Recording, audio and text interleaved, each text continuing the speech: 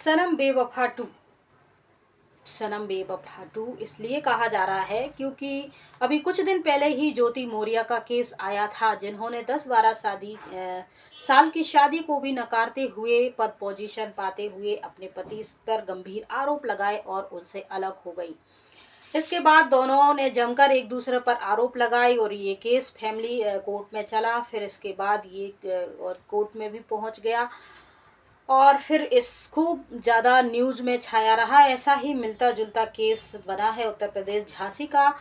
इसमें ये ऋचा सोनी का केस बना है। इनको भी लेखपाल का पद मिल गया है, तो इन्होंने भी अपने पति को पहचानने से इनकार कर दिया है, शादी से इनकार कर दिया पति से, और इस लड़के को भी जानती भी हैं। ये सब चीज़ें इन्होंने इनकार कर दी हैं और इसका जमकर सोशल मीडिया पर यूज़र व्यूअर सभी इसका टैगलाइन दे रहे हैं, ज्योति मौर्य 2। यानी ये पार्ट 2 है। अभी ये केस ख़त्म ही नहीं हुआ है, चल ही रहा था सुर्खियों में और एक नया बन गया है। तो ये पूरा मामला क्या है, आइए शुरू से समझते हैं। यह पूरी घटना है उत्तर प्रदेश के झांसी की। यहाँ एक लड़का है 20-21 साल का, नीरज विश्वकर्मा, और एक लड़की है ऋचा सोनी। ये दोनों एक दिन सड़क पर ऐसे ही जा रहे थे, आमने सामने से आए, आंख मिली और दिल धड़का। वही कहानी।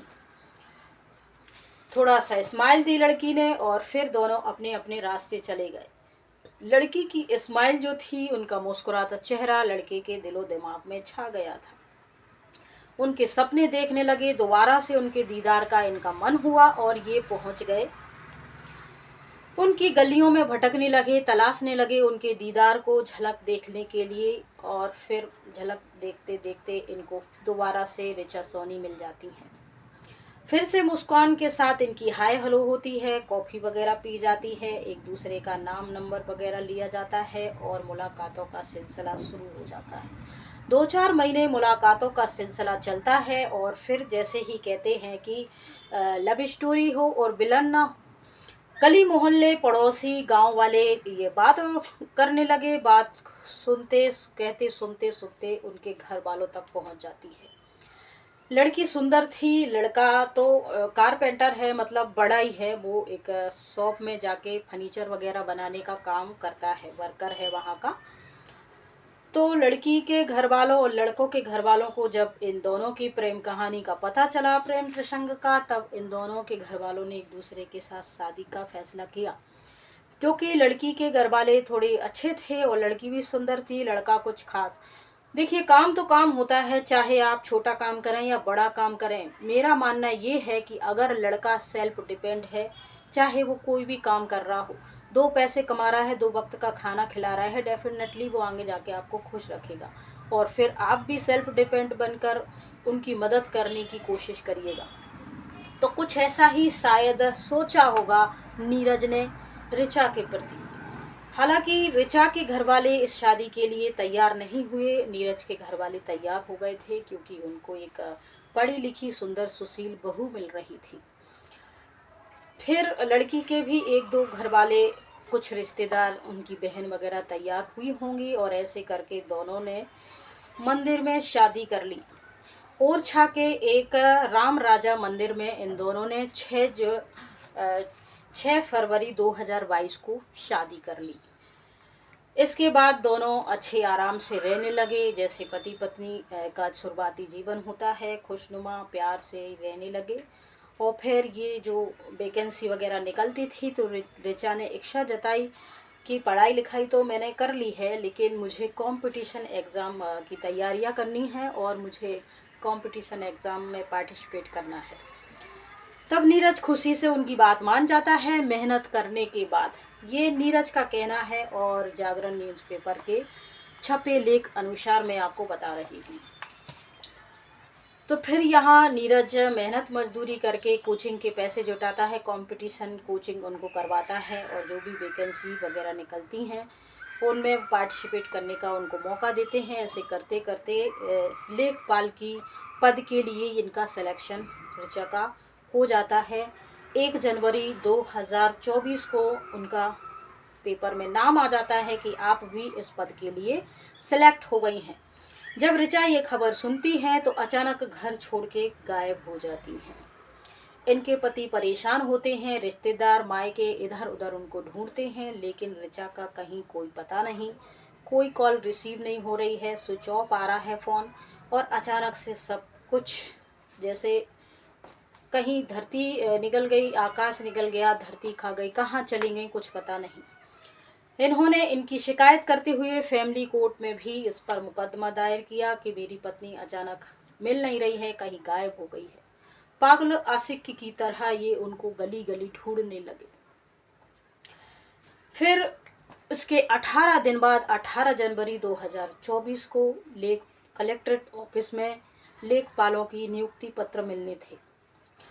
तब नीरज के मन में आया, हो ना हो मेरी वाइफ भी यहाँ जरूर आएंगी नियुक्ति पत्र लेने के लिए। और ये लड़का पहुँच जाता है कलेक्टर के ऑफिस और वहाँ बड़े ही दयनीय भाषा में वो कहता है कि सर, ऋचा जो कि अब पहले सोनी थी, शादी के बाद ऋचा विश्वकर्मा हो गई है, तो ऋचा विश्वकर्मा मेरी पत्नी है, मुझे बहुत समय से मिल नहीं रही है, मेरा किसी प्रकार से कांटेक्ट नहीं हो पा रहा है। मुझे पता लगा है कि इस लिस्ट में उसका भी नाम है, आप प्लीज़ एक बार उससे मुझे मिलवा दीजिए तो बहुत मेहरबानी होगी। बड़ी ही रिक्वेस्ट की, मिन्नतें की, तब जाके उन्होंने लिस्ट में अपने जो भी उनका पत्र था उसमें चेक करके देखा और ऋचा विश्वकर्मा को बुलाया। तब ऋचा ने कहा, मैं इस लड़के को नहीं जानती हूँ और मैं इसको पहली बार देख रही हूँ, ये कौन है, मुझे इसके बारे में कुछ जानकारी नहीं है। वो इतना कुछ कहते हुए वहाँ से चली जाती हैं। नीरज उनको मनाने की, उनके पीछे जाने की, उनसे बात करने की बहुत कोशिश करता है, लेकिन इस मामले पर वो कोई भी जवाब नहीं देती है। कुछ दिन तक ये मामला ऐसे ही चलता रहता है। नीरज उनके जगह जगह उनको ढूंढता है, भटकता फिरता है, लेकिन ऋचा ना तो उनसे मिलना चाहती हैं और ना ही किसी प्रकार का वार्तालाप कांटेक्ट रखना चाहती हैं। नीरज सिर्फ इतना ही चाहता है कि तुम नौकरी करना चाहती हो, जैसे रहना चाहती हो, तुम्हें सारी फ्रीडम है, बस तुम मेरे साथ रहो। मैं तुम्हें किसी भी प्रकार की कोई रोक टोक, कोई दबाव नहीं डालूंगा, तुम्हारे पहनने, खाने पीने, घूमने फिरने, जॉब करने, किसी भी तरीके से। मेरी बस इतनी इच्छा है कि घर में रहो, मेरे साथ रहो। लेकिन ऋचा इनके साथ रहने को तैयार नहीं थी। जब वो इनको अपना पति मान ही नहीं रही थी, तब मामला यहीं खत्म नहीं हुआ। नीरज के फैमिली कोर्ट में और फिर इनने उनके सर ने कहा कि आपको अगर इस लड़की से शिकायत है तो आप एफआईआर दर्ज करवा सकते हैं, अपनी सारी शिकायतें लिख के दे सकते हैं। पर नीरज की इंसानियत देखिए, उन्होंने सब कुछ लिखित में देने से इनकार कर दिया, क्योंकि नीरज जानता है कि नौकरी बहुत मुश्किल से मिलती है। अगर मैंने कुछ भी लिखित में दिया, एफआईआर करी, तो इन पर केस बन जाएगा और फिर इनकी नौकरी मिलने से पहले ही जा सकती है। तो वो चाहते हैं फैमिली कोर्ट द्वारा, फैमिली द्वारा, सभी लोगों के, बड़े बूढ़ों के, सबके मिलजुल से अगर हमारा रिश्ता सुलझ जाए तो बहुत अच्छी बात है। सोशल मीडिया के माध्यम से मीडिया में भी ये बात फैल गई और सब लोगों तक जब ये बात फैली, तब ऋचा 2-3 महीने के बाद परेशान होकर अब जाकर मीडिया के सामने आई हैं। और उन्होंने क्या कहा? उन्होंने कहा, मैं इस लड़के को जानती हूँ, ठीक है, मेरी इससे दोस्ती थी, मैं 2 साल इसके साथ रिलेशनशिप में भी रही, ये बात उन्होंने मानी, लेकिन मैंने इसके साथ शादी नहीं करी है, ये मेरा पति नहीं है। तब नीरज ने वो फोटोग्राफ्स दिखाए जिससे उन्होंने राम राजा मंदिर में ओरछा में शादी करी थी। इस पर ऋचा ने कहा कि ये जो फोटोग्राफ्स हैं ये फर्जी हैं। नीरज ने मेरे से कुछ डॉक्यूमेंट्स वगैरह बनवाने के लिए, मेरे कुछ फॉर्म वगैरह भरवाने के लिए नीरज ने ये मेरे से ऐसी फर्जी फ़ोटो तैयार होके खिंचवा ली थी, ये कहना है ऋचा का। इतना ही नहीं, ऋचा ने आगे कहा कि मेरे को ये जो लड़का है, मैं इसके साथ जब रह रही थी तब इस लड़के ने मेरे साथ दारू पीता था, मारपीट भी की और शरे बाजार इसने मुझ पर हाथ उठाया था। इसकी मारपीट और परेशानियों से तंग आकर मैं इसको छोड़ के चली गई थी, और अगर मैं इसको बताती कि मैं यहाँ हूँ तो ये वहाँ आके झगड़ा करता, मारपीट करता। और मुझे ले जाता मना के और फिर मेरे साथ झगड़ा करता, मारपीट करता। मैं इसकी हरकतों, इसकी नशाखोरी से परेशान आकर इससे दूर हो गई थी और मैंने इससे सारे कांटेक्ट बंद कर दिए। ऋचा का ये भी कहना है कि ये जो व्यक्ति है इसके साथ मेरा कोई रिश्ता नहीं है, मैं अब इससे दूर हो चुकी हूँ और मैंने इसकी हरकतों की कई बार शिकायत भी करी थी, अपना वकील भी करा था। इस अगर ये केस वगैरह करना चाहता था, ये सारी दलीलें ऋचा ने अब जाके सोशल मीडिया के सामने रखी हैं। तो आप एक बात बताइए, आपका इस पूरी घटना पर क्या सोचना है, क्या कहना है, क्या आपकी राय है? कमेंट बॉक्स में ज़रूर से लिख के दीजिएगा। इसके ऊपर फिर से हम सवाल जवाब करेंगे, चर्चा करेंगे। वैसे तो मैं इस प्रकार लड़कियों से कहना चाहती हूँ, आप रिलेशनशिप में हैं, आपने कोर्ट मैरिज की है, लव मैरिज की है, मंदिर में से शादी की है, तो आप इन रिश्तों को निभाइए। आपको पद पोजीशन मिल गया, अच्छी बात है, लेकिन पैसा, सोना चांदी, धन दौलत, जब हमें ये सारी चीज़ें मिल जाती हैं, इसके बाद भी हम एक खालीपन, एक अकेलापन, एक अधूरापन फील करते हैं और उसको भर सकता है हमारा जीवन साथी। तो जीवन साथी ऐसा तो है नहीं कि आज 2 साल बाद फिर दूसरा, फिर 3 साल बाद तीसरा, चौथा, ये ऐसे जीवन साथी नहीं होते। जीवन साथी होते हैं साथ निभाने वाले। जैसे एक लड़का लड़की की अमीरी गरीबी सभी तरीके से साथ निभाने को तैयार है, ऐसे लड़कियों को भी ये सोचना चाहिए। कोई भी पद पोजीशन वाला लड़का एक आम लड़की से शादी नहीं करता, पद पोजीशन वाली लड़की से ही शादी करता है। और कोई भी पद पोजीशन वाली लड़की एक आम लड़के के साथ रहना पसंद नहीं करती, पद पोजीशन वाली लड़के के साथ शादी।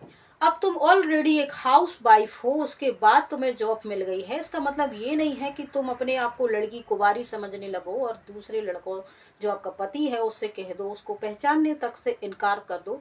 ये सही बात नहीं है। घर गृहस्थी अपनी जगह होती है, प्रोफेशनल लाइफ अपनी जगह होती है, पर्सनल लाइफ अपनी जगह होती है। तो परिवार के प्रति वफादार रहिए, रिश्ते नाते निभाने की कोशिश करते रहिए और इस प्रकार की घटनाओं को बढ़ावा मत दीजिए, क्योंकि हम एक दो जन की गलती की वजह से बहुत सारी लड़कियों की लाइफ परेशानी में आ सकती है। माँ बाप नहीं पढ़ा पा रहे हैं, क्या उनकी मजबूरी है, ये वो ही समझ सकते हैं। लेकिन अगर पति ससुराल वाले आपका साथ दे रहे हैं तो सफल होने के बाद आपका भी फर्ज बनता है कि आप उनका साथ दीजिए। शकल सूरत, अमीरी गरीबी रिश्ते नाते नहीं बनाए जाते हैं। ये रिश्ते नाते भगवान बना के भेजता है और हमारा काम होता है इनको अच्छे प्यार से निभाना। पद पोजीशन आपको मिल गई तो क्या हुआ, आपको एक जीवन साथी की ज़रूरत तो पड़ेगी।